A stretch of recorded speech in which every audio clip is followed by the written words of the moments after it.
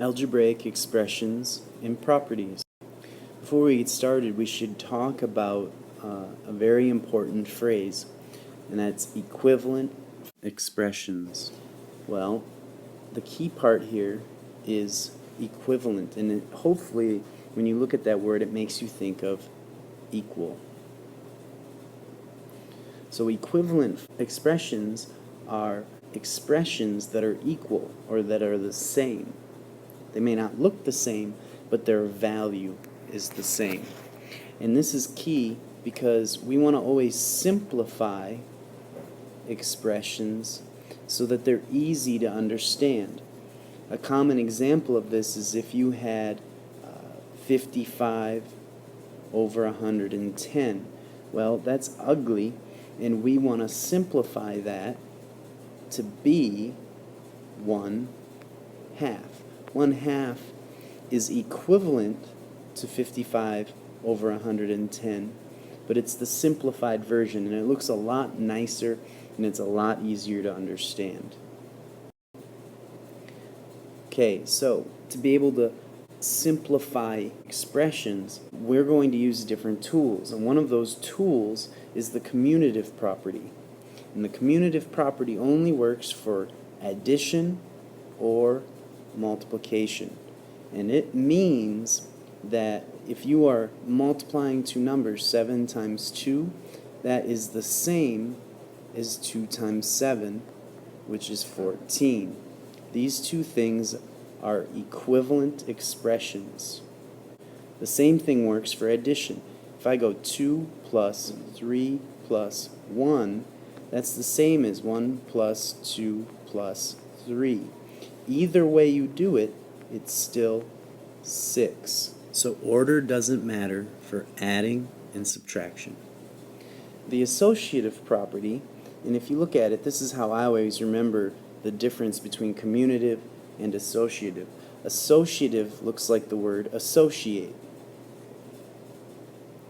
And when I think of associate, that is different groups of people that you go and talk to. So I associate with these group of people over here. So I think of associate as groupings. And we do groupings in math with parentheses. So the associative property only works, again, for adding and multiplying. So here's an example.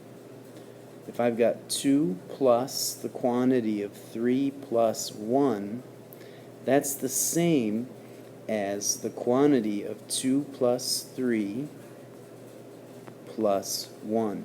And no matter which one you do, they're both equal to 6. The same thing goes for multiplication.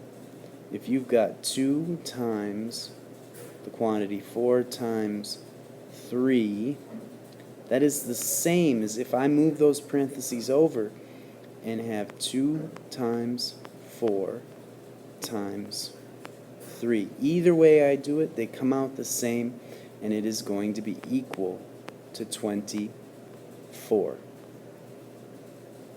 Here's some very easy, obvious rules. The addition property of 0 says that anything plus 0 stays the same. It keeps its identity. I could have 8 plus 0, that's 8. I have 9 plus 0, that's 9. I can even do 0 plus a variable. I don't even know what x is, but I know that if I add 0 to it, it stays the same. Similarly, we have the multiplicative property of 1. 7 times 1 equals 7. The multiplicative property of 1 means that anything times 1 stays the same. I could even do a times 1, and I know that no matter what number a is, it has to be equal to a. Finally, the multiplicative property of 0 states that anything times 0, it could be 1,000 times 0, that's going to be 0. 2 times 0 is 0. Even a variable, a times 0, no matter what a is, it is going to be equal to 0 if you multiply it times 0. Alright, simplify the expression 7 plus the quantity of 12 plus x. Well, this is the associative rule for addition. I can change the way the parentheses are grouping them. I could move the parenthesis here and here. So I could do 7 plus 12 is 19 plus x. This is an equivalent expression for this one, and they're the exact same value. This one just looks simpler. Simplify the expression 6 and 1/10 plus x plus 8 and 4/10. Well, I can use the commutative property to change the order so that it becomes 8 and 4/10 plus the quantity of 6 and 1/10 plus x. Now I can use the associative property to move my parentheses to get a different grouping. So I've got 8 and 4/10 plus 6 and 1/10, which is 14 and 5/10 plus the x. This is equivalent to the original problem, but it's a lot simpler looking. Here's another one. This one is a multiplication problem. When you have a number in front of parentheses, it's always going to be multiplication. And so what we can do is we can use the associative property to move the parentheses so that it becomes 5 times 11 times y. Then we can simplify this by saying 5 times 11 is 55y. A lot simpler looking. Next one. We could change the order, but what's really key here is there's a 0, and we're multiplying. And any time you multiply 0, you get 0. 9 times 0 is 0. And 0 times p, no matter what p is, 0 times p has to be 0.